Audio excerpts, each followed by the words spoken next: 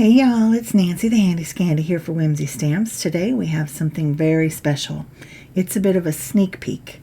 Starting tomorrow, November 10th at 3 p.m. Eastern Time, Whimsy is hosting a charity fundraiser hop-in event. You can see all the details on the screen. Feel free to pause and read them if you need a little bit more time. We give a big thanks to our Whimsy Stamps artists for providing these sweet, sweet Christmas images. And I'm going to be making something with one of them today. Here's a little longer look at the sentiments, but again, feel free to pause. Here's a closer look at the images. I've printed them off, downloaded the images and printed them off on my printer, and I've been playing with the sizes, and I have a bit of an idea of where I'm going. So you notice those Santas are pretty large. I'm making a large and in charge tag. Y'all know I love making tags. That has become one of my favorite things to do. Now this guy is super big. He's like, I have him like at 5.5 inches.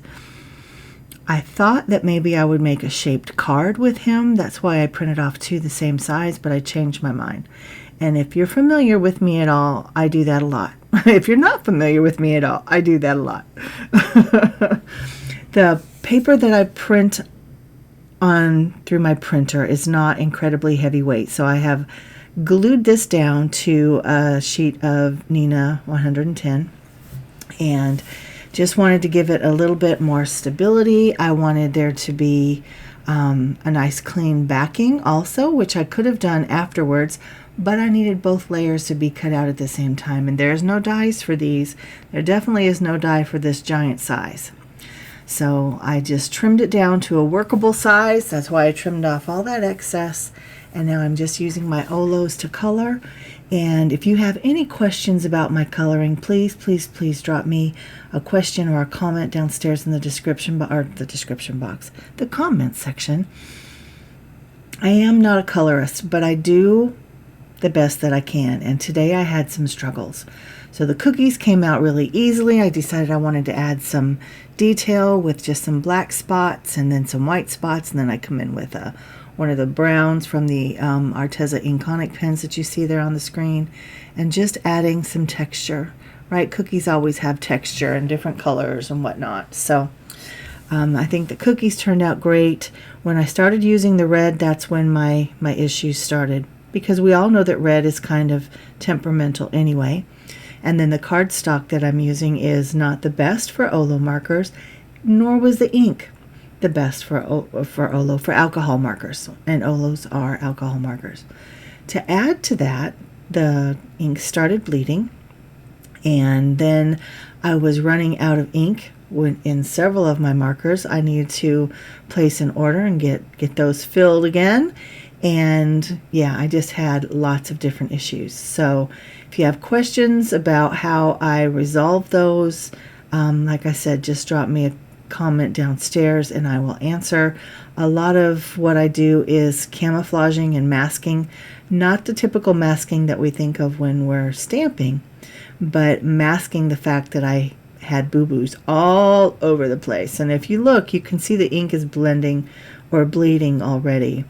Now this darkest of reds that I use there, it is one of just a select few of my Olo markers that drip.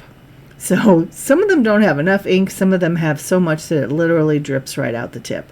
So this dark one does that. So that's another issue right there that I encounter. And I just do, and another one. Yeah.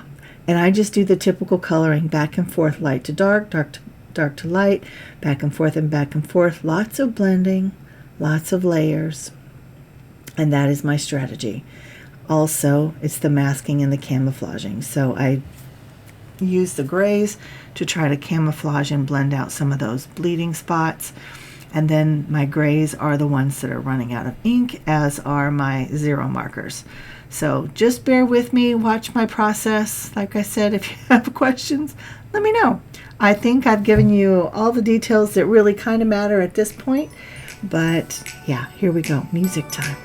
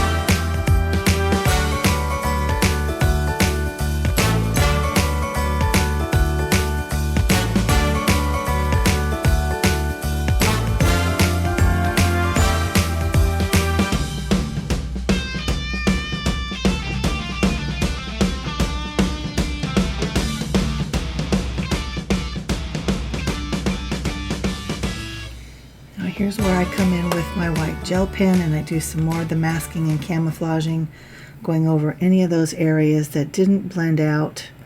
And that white gel pen just helps in so many different ways. It adds the highlights, but it also covers up a bunch of those troubled areas. Now, I was not able to get them all to go away, but I think when you look at the overall picture, you don't really see the blubs unless you go looking for them. If you look for them, you're going to find them. And then I fussy cut. Now remember, this is 2 layers of cardstock. One layer is, I don't know if it's 65 or 80, and then the other is 110. So it was a lot to cut through. But these scissors from Tim Holtz and Tonic are pretty good scissors. They're the haberdashery, the small. I can't remember what size they are, maybe 6-inch. But they are workhorses. Love these scissors. And I go around the whole image. I leave just a little bit of a white border. And then I come in with my white gel pen again, and any of the ink that bled outside of the, well, it's not a stamped image, it's a printed image. I use the gel pen to, again, kind of mask that. So you can see that's exactly what I'm doing here. So where the brown bled out of the little bunny slippers, which I have to say, I adore the fact that he's wearing bunny slippers. Adore. Yeah, and here I went outside of the lines with the green on the platter. And I love the green platter. I never thought that I would love it so much. But the green bounces off his green eyes, and it's such a fun pop of color and a contrast to that red. Now, I know I got a little heavy-handed with the grays so that his white areas really look more like a gray, like maybe a heathery gray than a white. But that's what I had to do. I mean, I didn't have the ink to blend things out the way that I wanted to. But I think overall, he turns out okay. Y'all tell me what you think. Again, if you look for the blubs, you're going to see them. If you don't look, if you just look at the overall composition, you really don't. It just, yeah, it's just fun. So here I'm using my crocodile. I punch a little hole in his noggin. And then I pull out my little... Oh gosh, why does my brain not want to remember what these are called when I'm talking? I'm drawing a blank. Y'all know what they are.